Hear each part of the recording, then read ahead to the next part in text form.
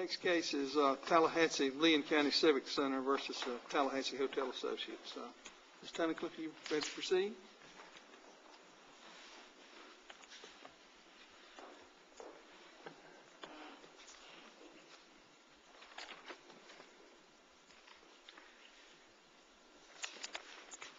May it please the Court, my name is Cynthia Tunnicliffe with the law firm of Pennington, Moore, Wilkinson, Bell, and Dunbar, representing the Tallahassee-Leon County Civic Center.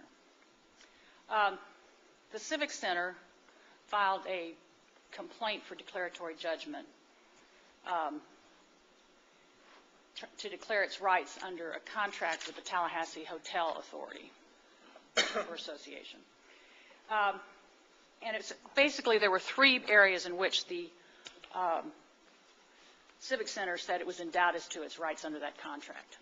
One of them was whether there was a material breach, that is, whether the breach, if it occurred, was material, and whether it could terminate, secondly, whether it could terminate the contract for its failure now to be able to secure financing to build the parking garage, or must it wait until that illusory time sometime in the future when the loan commitment date was in place, and whether or not, thirdly, whether it was an enforceable contract at all. Now, there's really only two ways to get out of this contract presently. One of them is under 803, which provides that if the developer is in material default and fails to cure or proceed to cure, then the authority can terminate. Secondly, under Section 210 is a failure to have a loan commitment by the loan commitment date, which entitle either party to terminate. The Civic Center is in doubt as to its rights to terminate under either of those provisions and asked the court, the circuit court, for declaratory judgment as to its rights under the contract. Under the contract, the Civic Center must finance and build the parking garage, and the hotel, Tallahassee Hotel Association, must finance and build the hotel.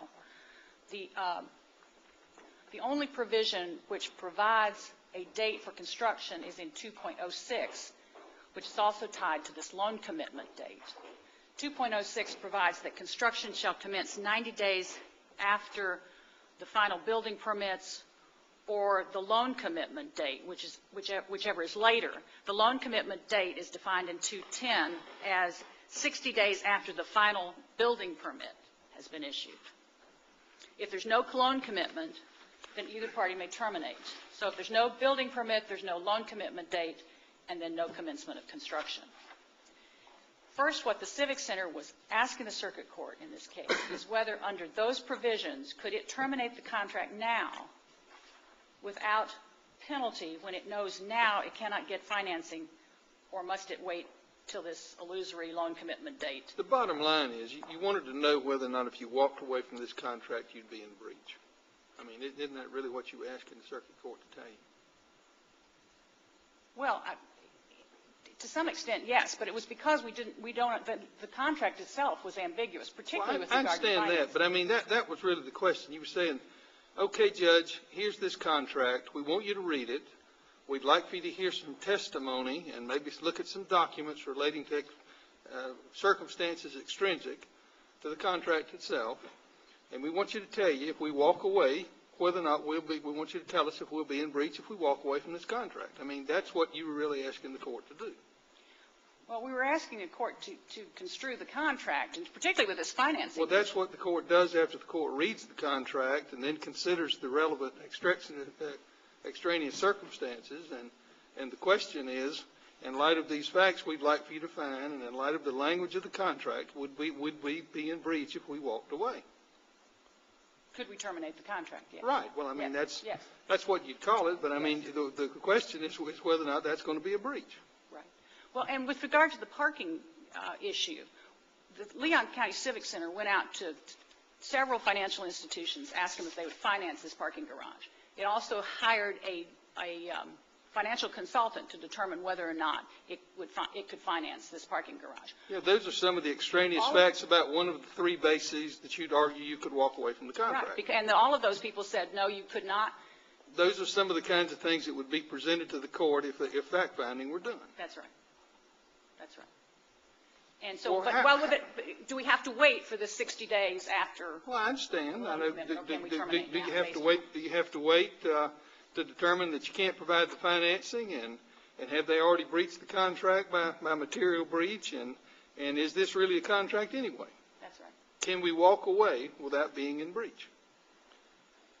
How is it that this Higgins decision from the Supreme Court 4 years ago, which appears to me to have substantially expanded the reach of declaratory judgments under Chapter 86, at least in the context of insurance coverage and duty to defend, why is it that when that case is shepherdized, we don't get anything but insurance cases? Why don't we get a case like this? I don't know, Your Honor. There's no case directly on point. They cite to a case out of Santa Rosa County, but that was not a declaratory judgment action. That was there was a. I know. They said there was no. That was an action law on various injunction, all those kinds. I understand that. Mm-hmm. But here's this recent Supreme Court case talking in expansive terms about what you can do with a declaratory judgment under a contract. But it relates to insurance, and I guess my question is there something special about insurance contracts? And if not, why haven't we seen this Higgins decision cited in conjunction with other types of contracts? I don't know, Your Honor. I think it does speak generically to when a declaratory judgment is appropriate. Now, but it does limit itself, even in the statement of the court and its holding, to insurance cases. And didn't the Supreme Court years before in the Canal case say that insurance was different by allowing, in a sense, interlocutory appeals that wouldn't otherwise be allowed and making them final orders for purposes of coverage? I mean, couldn't that be the predicate for this opinion and declaratory judgment action? It very well could be, yes. Yeah. Well, what's so special about whether or not an insurance company is on the hook as opposed to whether or not the Tallahassee-Leon County Civic Center Authority is on the hook in a contract? I mean, why should there be a distinction? I don't know, Your Honor. I don't think there should be, obviously. I mean, I think that the declaratory judgment statute provides that any person, and by its very language, provides that any person can seek a declaratory judgment on its rights under contract. If we were just reading Chapter 86, you could go in and get a declaration about just about anything, couldn't you? I mean, it's broad enough. It's broad enough to cover just about anything except factual circumstances that are totally made up. I mean, other than that, it would appear, of course, it's largely read that way all the time, and the courts have narrowly construed it. I know when I first started in law practice, if you had an action available at law, you couldn't bring an action for declaratory judgment.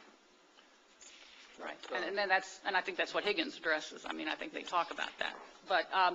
But Chapter 86 itself, the legislature says that 86 should be broadly construed. It should be liberally construed. That's what the legislative direction is to the courts. So, in Chapter 86, and the test for determining whether a complaint is sufficient is whether there is a bona fide actual present need for the declaration. I mean, that's what the case law says. And the existence of other remedies does not preclude a declaratory judgment. A party is entitled to a declaratory judgment where there is a ripening controversy that makes litigation appear unavoidable. The determinative issue is whether the plaintiff is in doubt as to its rights.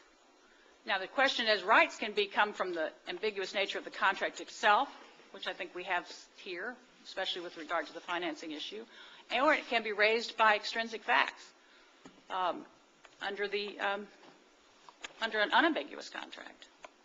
And threats of litigation are extrinsic facts which can raise questions as to the rights under a contract. And in the instant case, there's a doubt as to whether there is a material breach. We know that the developer was supposed to secure building permits within 5 months of having its investigation of the property, and they did not secure those building permits. Is the 5 months material? If it was a year, would that be material? We know it's been 7 years, but does the passage of time make the 5 months material? Because it says they have to secure the building permits within 5 months. under that. But that really goes to the merits of this thing rather than whether or not this is a kind of action that is cognizable in a declaratory action in the circuit court, isn't it? I mean, Yes, it does, but these are the kinds of issues that you're in doubt about. Yes. Right. Yes. And those are doubts that are appropriate, we believe, in a declaratory judgment statute, a declaratory judgment action. So anytime there's a contract dispute and somebody's afraid that they'll do the wrong thing, they can get an advisory opinion from the court from now on? I mean, where's the limit on this? Well, I think there has to be limits if there is no doubt. But you have to look to see whether or not there's ambiguity in the contract. But what if they argue there's no ambiguity in this contract? There's only ambiguity in the application of the facts to the contract. Well, that creates an ambiguity, and the extrinsic facts can give rise to an ambiguity in the contract, for which a declaratory judgment would be appropriate. Well, aren't they saying there is no ambiguity in the contract itself? It's just looking at these facts, its application of the contract to these facts, and whether there's been a default or breach. Seems like anybody could go in with their contract from here on out and tell the court, we're in doubt because these are our facts and these are the contract provisions. We don't doubt the contract provisions, but we doubt whether our facts fall within them. And I mean, where's the line? Well, I think you have to have a true doubt as to your rights under the contract. I mean, that's what the case law says. I mean, and I think every case is. But if you didn't have a doubt about your rights, you wouldn't be going to court, would you? We would have terminated the contract, I suppose. I mean, I think the Civic Center. People don't spend money on lawyers just for amusement, do they? I mean. No, it's a public body, and I can vouch for that. So, no. And I think that they are, concerned about a multi-million-dollar lawsuit, and they don't know whether there's been a material breach. They don't know whether they can terminate it now because they can't finance the parking garage, which is their obligations under the contract, and they are in doubt as to whether or not there's, in fact, a contract at all, given the fact that there are no triggers by which the developer has to institute building the hotel and or a drop-dead date for construction. I'd like to reserve my time. Okay, we'll reserve that for you. Yes, ma'am.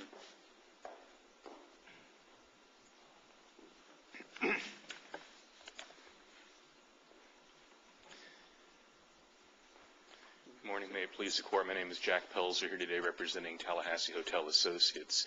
And the question that's before the Court today is whether the trial court abused its discretion in declining to give an advisory opinion about the success of a future lawsuit. The issue is not whether there has been a breach by Tallahassee Hotel Associates. There's not an issue about whether the contract can be completed, and there's not an issue about whether the contract is fair. It's simply whether the trial court abused its discretion in declining to give that advisory opinion. And here the plaintiff does seek advice from the court as to future litigation strategy, essentially asking the question, if we terminate this contract, then what will happen? And, of course, once the plaintiff is... Isn't that what declaratory judgment actions before a breach of a contract are really for, to go and get legal advice from the court? No, Your Honor. If the question is from the party asserting that there's a breach, what will happen if I sue on this breach of contract that I'm alleging occurred? That is seeking litigation advice, and that is not the proper use of declaratory judgment. In 86031, it says a contract may be construed either before or after there has been a breach of it. I mean, what does that mean? Well, here they're alleging there already has been a breach, but certainly a party who has been accused of breach. What they're really wanting to know is if they walk away, are they going to be breaching the contract? Exactly. I mean, that's really what they want to know. Exactly, Your Honor. And this court in the Breakers case... Why isn't that covered by 86.031? I mean, they're asking, we want to take this action, we want to terminate the contract, and they're asking, can we do this without breaching the contract? This is a jurisprudential restraint that does not come from the text of Chapter 86, and it comes from the case and controversy requirement of the prohibition against advisory opinions. So you won't find it within the language of Chapter 86. Wasn't this just an advisory opinion over here in Higgins? No, it was not, Your Honor. Well, I mean, they were saying, we're saying we have this contract, do we have to defend under this contract? And the Tallahassee Civic Center Authority is saying, we have this contract. Do we have to continue to stay in this contract? I mean, what's the difference? In the Higgins case, the issue was whether or not in an insurance coverage declaratory judgment action could the court look to the facts and apply the facts to an unambiguous insurance contract provision. That was the issue in Higgins. And there had been some, frankly, misbegotten early precedent that didn't read all of Chapter 86 and said that when you have... You have to have an ambiguity in the contract, and they said, oh, no, you don't. You can, it can involve ambiguity in the contract, or it can involve disputed facts that relate to the application of the contract. And here, our issue is not whether or not the trial court can try facts in this declaratory judgment action. In this case, the question is, can the trial court give an advisory opinion in this declaratory judgment action? Because once that declaration is made, whether there is or is not a breach or a right to terminate, then the plaintiff still has choices to make. They might choose to terminate. They might choose not to terminate. All those things, could happen or not happen, depending upon the advice that the court gives on whether or not there has been a breach of this contract. But you're saying the Supreme Court didn't say in Higgins that State Farm was entitled to be advised as to whether or not they had to defend this lawsuit. They actually tried the issue of whether or not this lawsuit came within the coverage of that policy. That was a separate, distinct issue that was tried to conclusion in Higgins. And that was declared in Higgins. And that was done and over. There was no advice whatsoever being given by the court.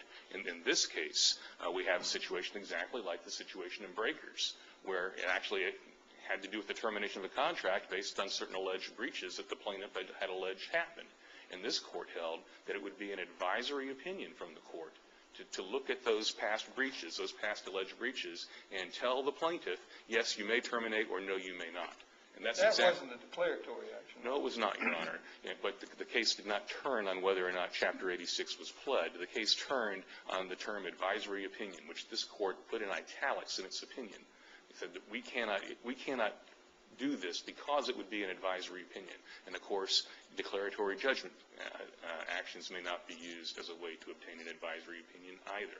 So the same flaw, regardless of the pleading form that was used, exists in this case as existed in the Breakers case, and also in the Kellner case from the 3rd District, where the court said that an action asking the court to declare whether or not the landlord could evict the tenants was an improper declaratory use of the declaratory judgment statute, seeking an advisory opinion and legal advice, predicting how a future lawsuit would come out. And in fact, the court in that case said, again, going back to the standard of review here, which is abuse of discretion, the trial court can, in its discretion, decide that a more appropriate remedy should be followed. Just because, and expressly said, just because a declaratory judgment statute says that the existence of other remedies doesn't preclude the use of a declaratory judgment, the court in Kellner actually cited that provision and quoted it. Just because the Declaratory Judgment Act says that doesn't mean that the trial court can't use its discretion and say that the more appropriate remedy should be followed. And here the more appropriate remedy is simply to have the Civic Center Authority put up or shut up. Declare a termination, and we'll take it from there. But they simply don't want to declare that termination. Why is it preferable to put them in a position where they have to terminate and then you sue them and to go through all of that, rather than having a court decide in advance that if what they're planning to do, if that will constitute a breach? I mean, wouldn't that be a neater, cleaner before the fact? And while that's being decided, that contract, if it exists, remains in place. It might be nice in this case, Your Honor, but it would be a horrible precedent, because that would be giving advice to a claimant about a potential litigation strategy over a breach of contract. And it would put courts in the case, as Judge Davis said, where do we stop?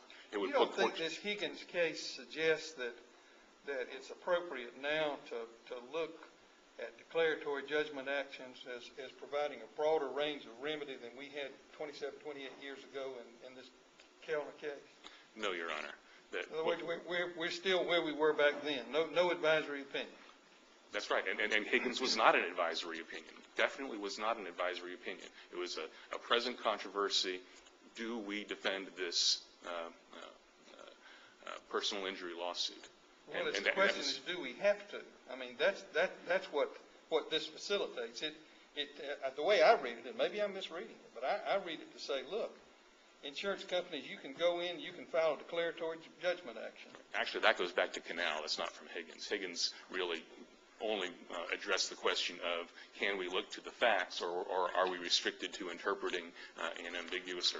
Well, Canal related, now maybe I'm forgetting again, but I thought Canal related to interlocutory review of the question. That's right. And the question was, can the... But this relates to whether or not you can bring a declaratory judgment action. No. The court could bring, or the insurer could bring that declaratory judgment action. The question was, could the trial court look to the underlying facts in order and apply those facts to an unambiguous insurance contract provision? That's the only change that was wrought by Higgins.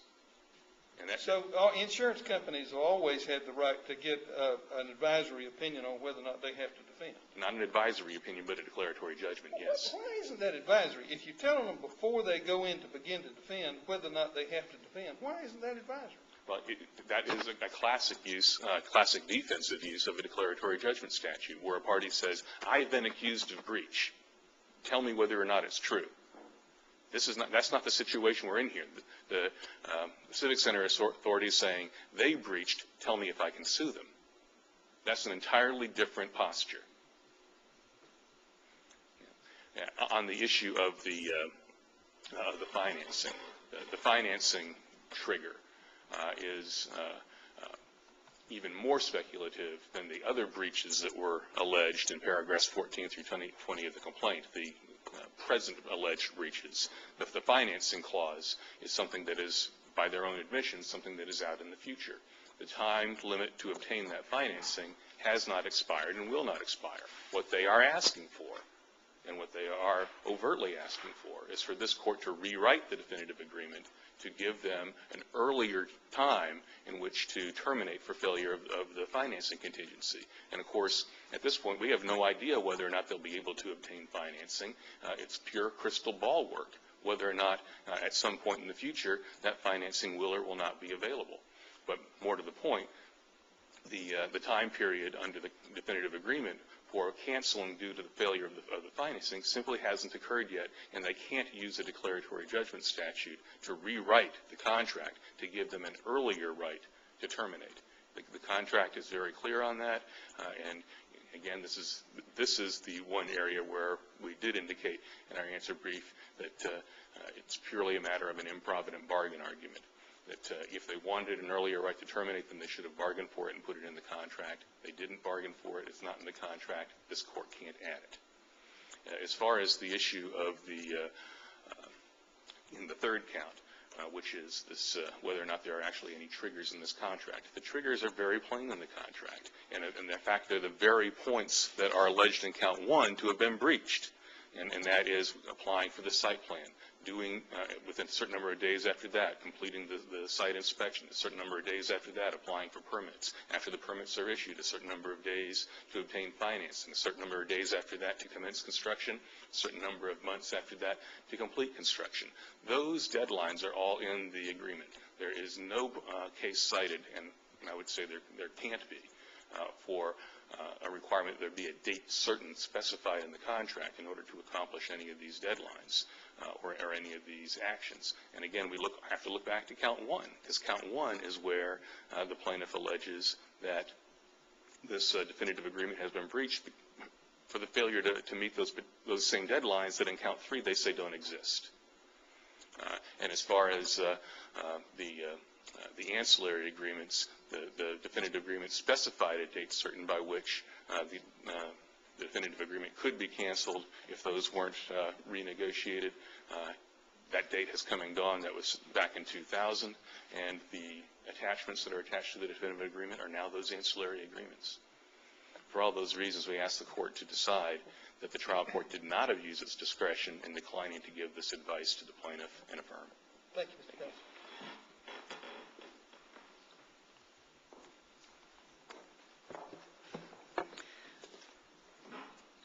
On the financing issue, I think this is a classic case of where you apply extrinsic facts to the language of a contract, which is not clear.